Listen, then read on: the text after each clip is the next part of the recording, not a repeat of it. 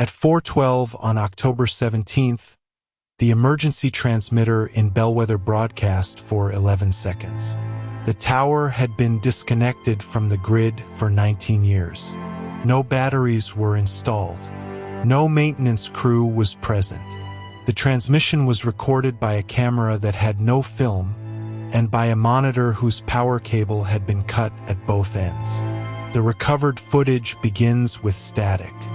A pale rectangle fills the frame. Dust crawls across the lens. Somewhere behind the camera, metal expands with slow, painful clicks. The air carries the dry smell of insulation and old rain. Then Elias Vale enters the tower room, 38 years old, former emergency broadcast technician, carrying a canvas tool bag in one hand and a folded county authorization in the other. His boots leave wet marks on the concrete. The camera turns toward him. Elias stops. The camera was mounted on a shelf facing the opposite wall. Its lens should have been pointed toward the door.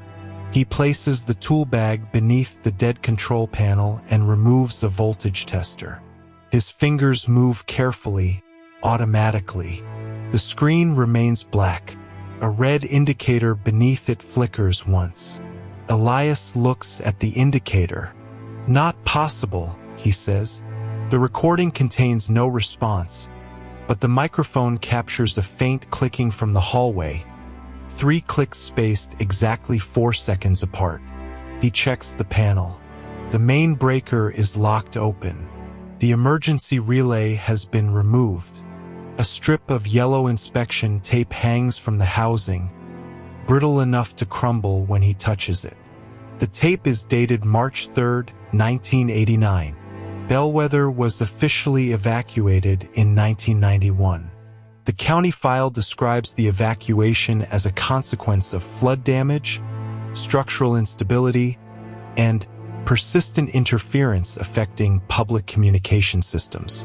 The final restoration report contains one handwritten sentence, later crossed out in black ink: "Do not restore the signal after sunset."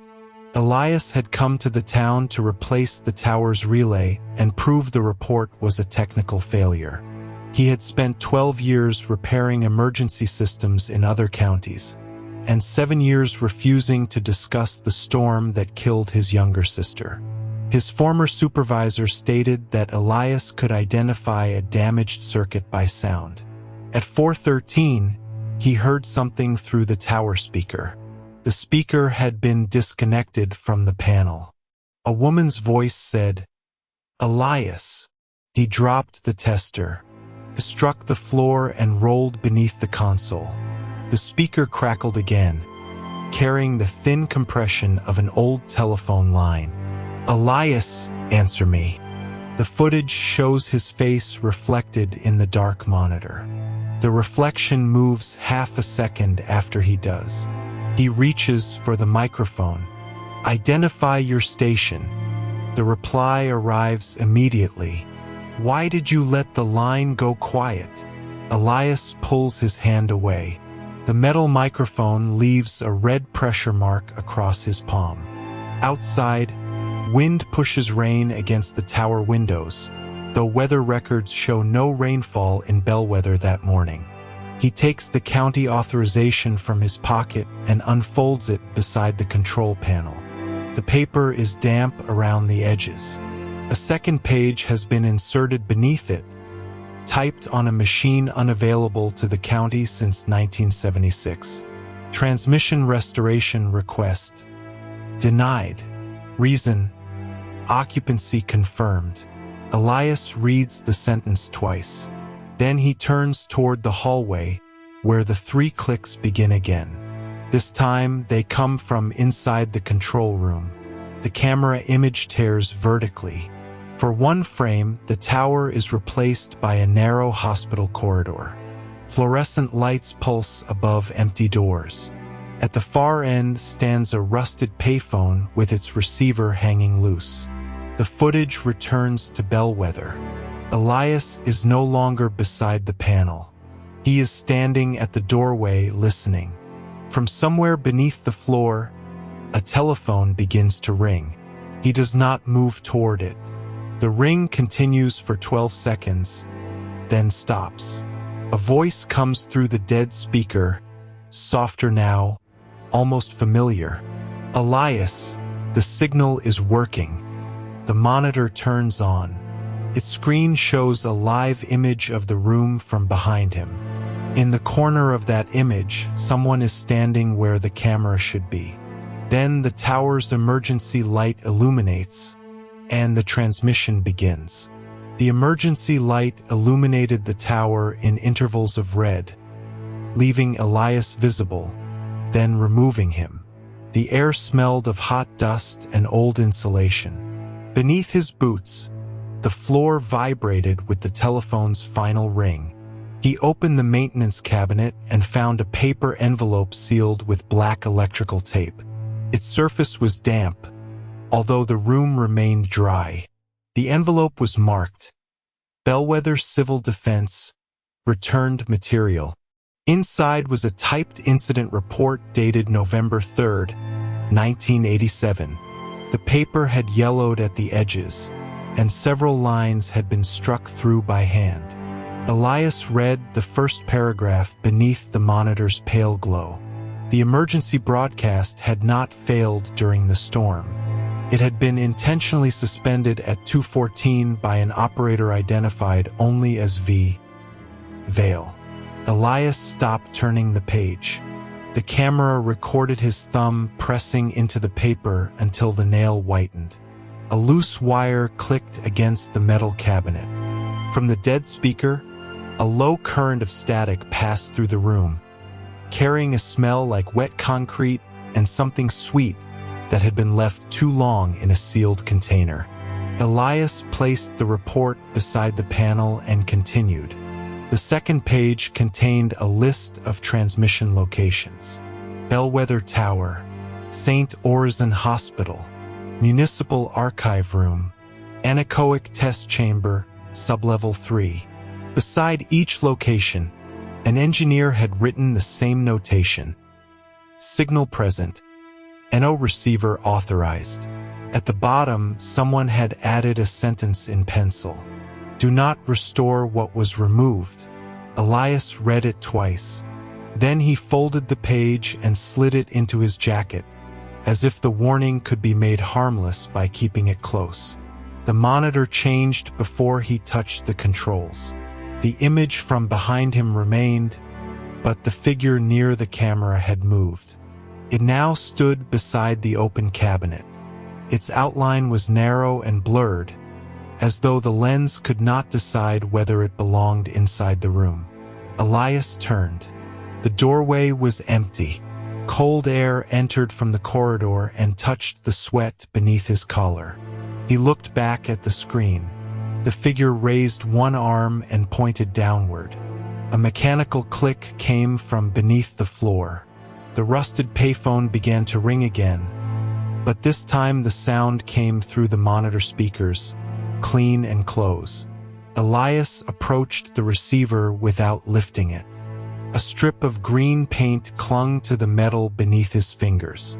The hospital footage from the earlier frame returned for less than a second, showing the same payphone at the end of the fluorescent corridor.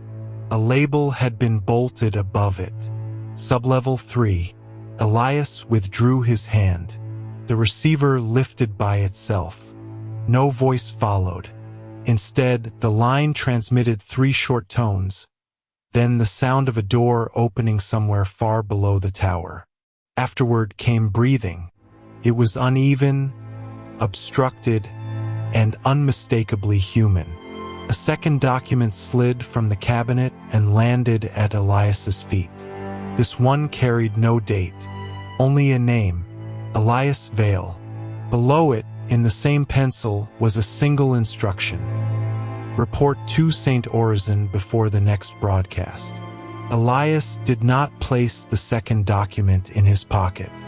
The paper was brittle, cold, and marked by a brown ring that smelled faintly of iodine. He held it beneath the tower's emergency lamp. The name remained unchanged. Beneath it, A line appeared only when the paper warmed against his palm. Arrival must be recorded by another person. There was no one else in the tower. At 2:17, Elias drove toward St. Orzin using the service road behind Bellwether.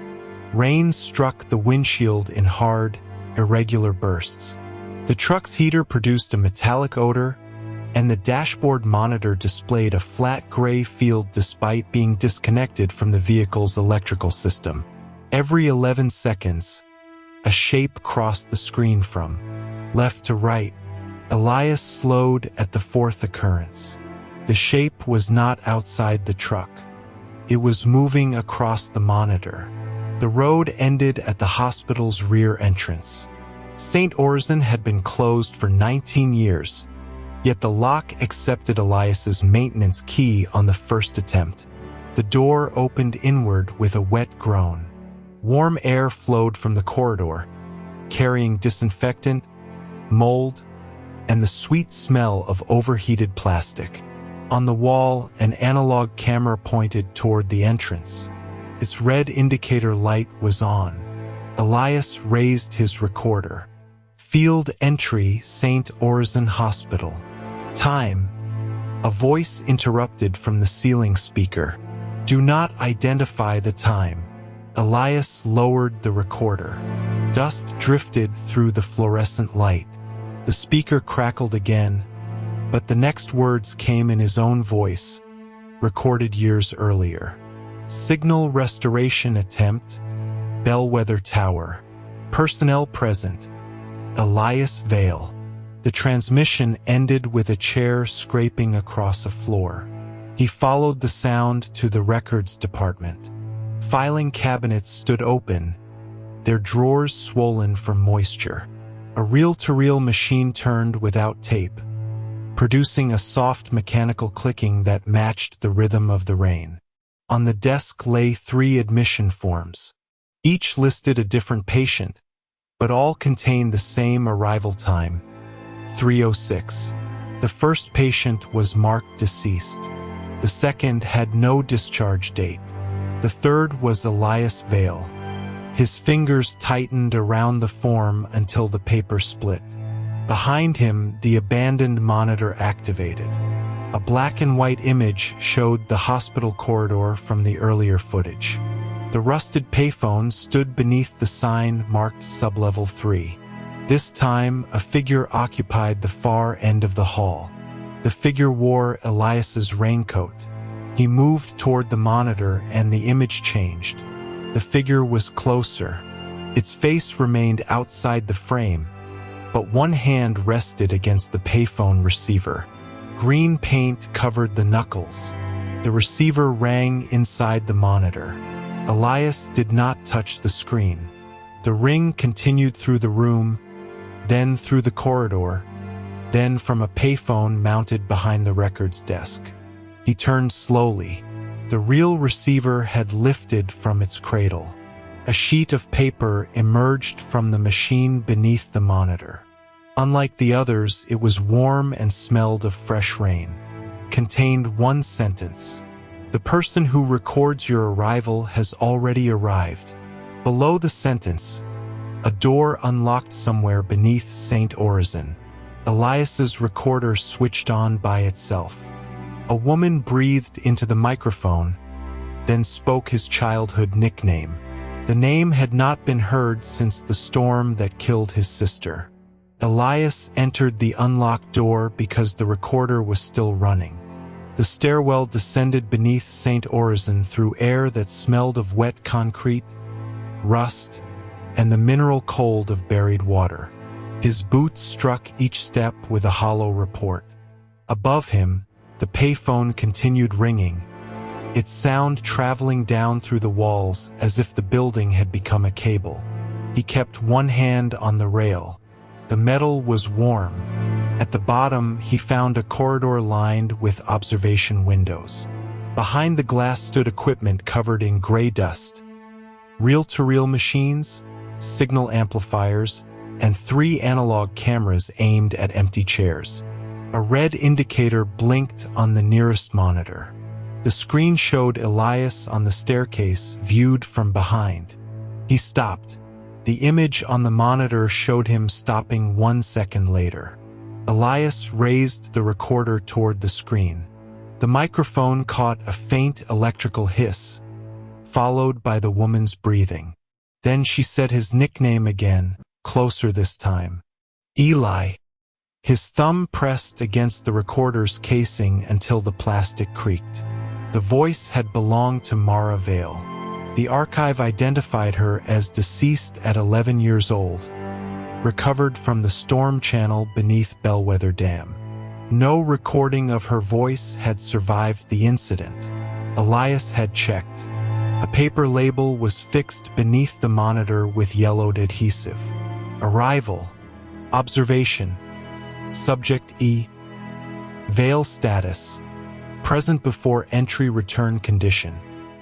Unconfirmed. The printer beside it activated because Elias had touched the monitor. Its rollers turned slowly, grinding against the paper. A page emerged with a photograph attached. It showed the records room above, taken from the ceiling. Elias stood beside the payphone, his face turned toward the camera. The timestamp was dated 6 hours earlier. Behind him, someone stood at the open basement door. The figure wore a green municipal maintenance coat. Its head had been cut from the image with a strip of black tape, but one hand remained visible against the frame. Green paint covered the knuckles. Elias removed the photograph. The paper was damp and cold enough to numb his fingers. On its reverse, an inventory number had been written in blue ink, followed by a sentence. Do not restore the carrier. Restore the witness. The corridor lights extinguished in sequence, beginning behind him. He turned toward the stairwell. The door was no longer open. Through its narrow wired glass window, he could see the records room above, although the distance and angle were impossible. The payphone receiver hung from its cord. A second figure stood beside it, wearing Elias's old emergency service jacket. The monitor changed before he could move. It displayed a waveform, flat and silent. Beneath it, the system typed one final status report. Subject has recognized the voice. Transmission may now begin. The receiver upstairs stopped ringing. Then every speaker in the basement released the sound of a child knocking from inside the walls, 3 measured blows at a time. Elias lifted the recorder as the locked stairwell door began opening toward him, and Mara whispered from the other side, Eli, you never came when I called. The stairwell door opened 3 inches, then stopped against something on the other side. Cold air entered first, carrying wet plaster, rust, and the sweet chemical smell of the abandoned hospital upstairs. Elias kept the recorder raised. Its red indicator remained dark, although the machine was warm in his palm. Mara spoke again through the gap. Eli, you never came when I called. He placed 2 fingers against the door. The metal was vibrating with a low electrical hum. Identify the source of this transmission, he said, using the phrasing from his old emergency protocols. The voice answered from the stairwell, the payphone, and the ceiling speakers at precisely the same time. You wrote it down. On the monitor, a new directory appeared. It contained 6 files, each labeled with a date and a location. The first referenced Bellwether's hospital. The second referenced the anechoic chamber beneath the transmission tower. The third referenced a camera recovered from a flooded apartment block. The remaining 3 had no locations, only names. One was Mara Vale. Elias selected the hospital file. The screen displayed a monochrome image of a corridor lined with peeling tiles. A figure stood at the far end, wearing a raincoat and holding a camera against its chest. The image timestamp was 11 years old, 3 days after the storm that killed Mara. Beneath the frame, a typed note read, "Subject arrived after the signal ended." The file played without sound. Elias watched the figure move closer. At the fourth step, the corridor lights began turning on behind it. At the seventh, the figure stopped and faced the camera. Its face was obscured by a rectangle of white interference. A second line appeared. Subject did not enter the hospital. The stairwell door opened another inch. Dust slid from the frame and settled on Elias's boots. He reached for the handle, but the monitor changed before his fingers touched it. A recorded audio waveform filled the screen. The duration was marked 38 minutes and 12 seconds. The date matched the storm. Elias knew the recording. He had made it in the emergency broadcast room while rain struck the windows hard enough to shake the glass. He had spoken into the microphone for 38 minutes, repeating evacuation. Instructions after the tower failed. At the end, Mara's voice had entered the channel. Not through the radio, from the room behind him. He had never listened past the first 16 seconds. The monitor began playing the recording. Static filled the basement, dry and granular, followed by Elias's younger voice reading street names. His diction was steady. His hands were not. The archived microphone captured the scrape of his chair, the click of a lighter, and another sound beneath them. 3 knocks against a wall. Then Mara said, "You turned the volume down." Elias's thumb pressed against the recorder until the plastic casing creaked. "I was alone." The statement returned through every speaker, but the final word was missing. The stairwell door swung inward. No one stood behind it. Beyond the opening, the hospital corridor continued downward, its fluorescent lights burning beneath the basement floor. At the bottom waited the rusted payphone, its receiver lifted, its cord disappearing into black water. The monitor issued one final instruction. Proceed to the source. Do not answer the second voice. From the darkness below, Elias heard Mara begin calling his name again. A second voice joined hers, using his own. Elias descended because the second voice used his own breathing pattern. Each step sank into cold water, which smelled of rust, bleach, and wet stone. The fluorescent tubes beneath the floor flickered without making a sound. Mara continued calling from the darkness, but her voice arrived half a second before her lips could have formed the words. At the bottom, the payphone receiver trembled against its cradle. The recorder captured Elias saying, "Mara, stay where you are." The phone answered before the sentence ended. "Elias, stay where you are." He stopped. Water pressed against his boots. Beside the payphone, an analog camera rested on a concrete ledge, its lens aimed at the corridor.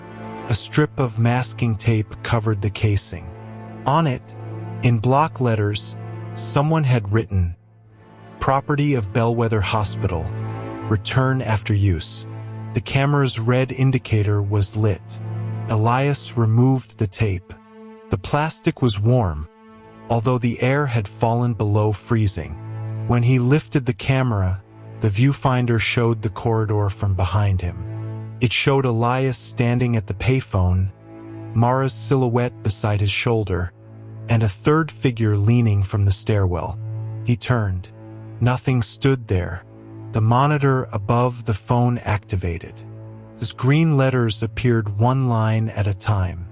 Archive entry 04-17. Subject returned after signal failure. Subject refused to acknowledge familiar voices. Subject remained alive for 11 minutes. A paper compartment opened beneath the screen. A damp file slid out and struck Elias's hand. The cover bore his name, his birth date, and the date of the storm that killed his sister. Inside, The pages were typed on paper roughened by water. The final report contained one handwritten sentence. The broadcast was not received. It was answered. Elias folded the page. The paper left a black residue across his palm. From the phone, Mara whispered, "You heard me that night." He pulled the receiver closer. The cord disappeared beneath the water, though the floor beneath it was solid concrete. "I heard static." "No," Mara said. "You heard the room after I left it." The monitor changed. A hospital blueprint appeared, then rearranged itself. Corridors folded inward around a small square labeled anechoic cabin. The cabin was not located in the basement.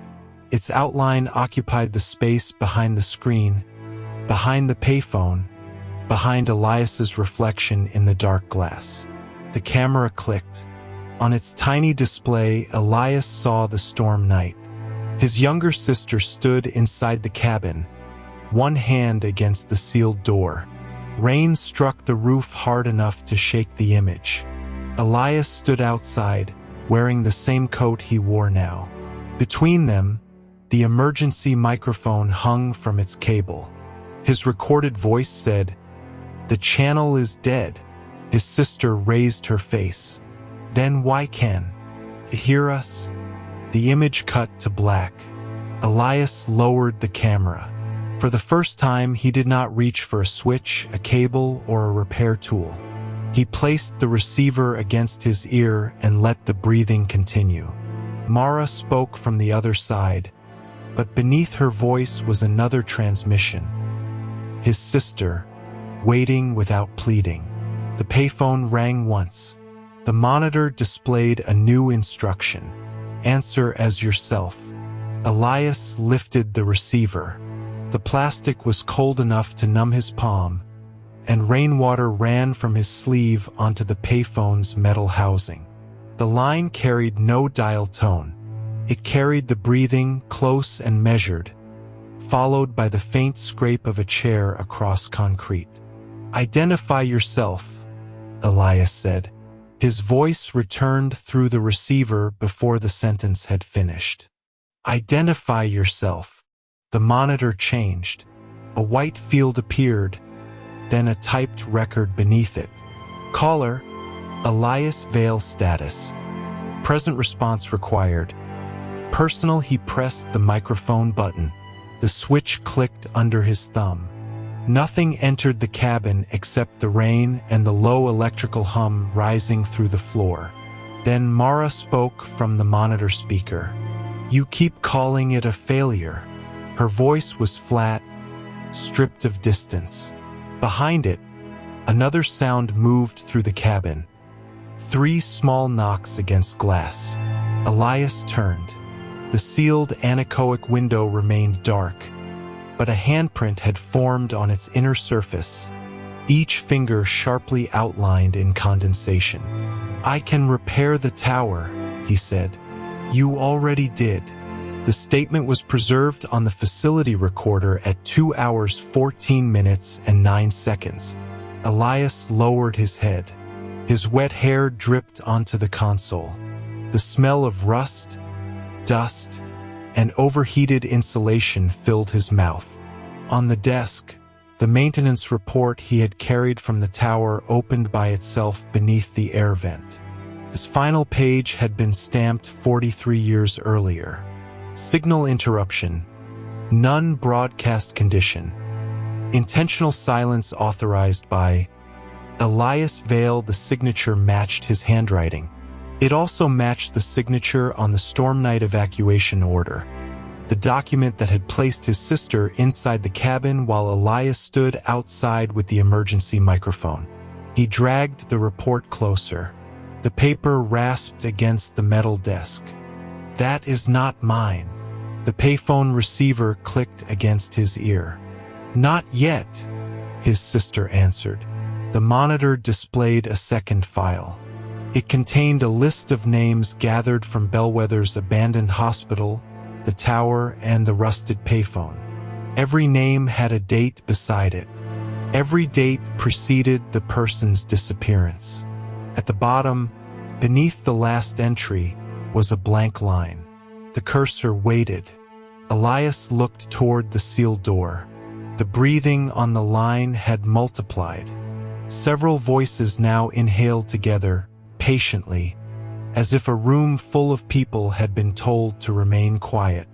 Mara said, "They are not asking to come back." The handprint on the window slid downward, leaving 5 wet trails. "What are they asking for?" No one answered immediately. The cabin lights dimmed. In the black monitor glass, Elias saw his sister standing behind him, wearing the soaked yellow coat from the storm recording. Her face was turned away. One hand rested on the emergency microphone. The instruction returned, "Answer as yourself." Elias placed the receiver against his chest instead of his ear. The plastic pressed into his ribs. He removed his hand from the microphone switch. For 38 years, he had treated silence as an empty channel. Now he allowed it to remain empty. "I heard you," he said. The line stopped breathing. Across the cabin, the sealed door unlocked with a single mechanical click.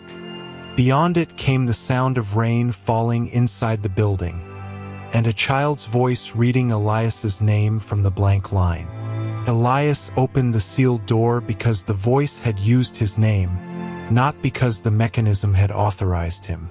Rain struck the floor beyond the threshold, cold and metallic, though the corridor ceiling was intact. The air smelled of wet plaster and burned dust. A rusted payphone hung beneath the emergency light, its cord severed, its receiver swinging without wind. When Elias stepped past it, the receiver stopped moving.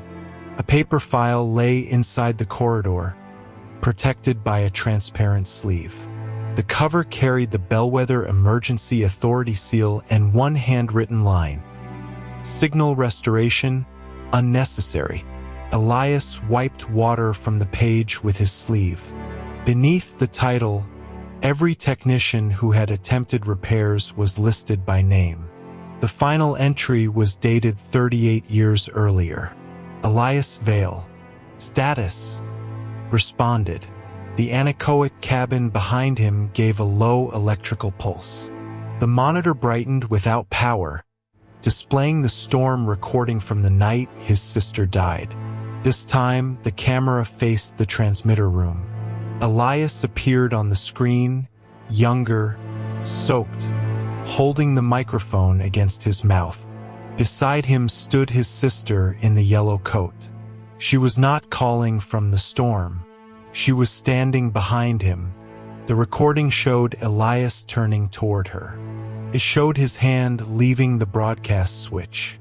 It showed him walking away while her voice continued through the dead channel.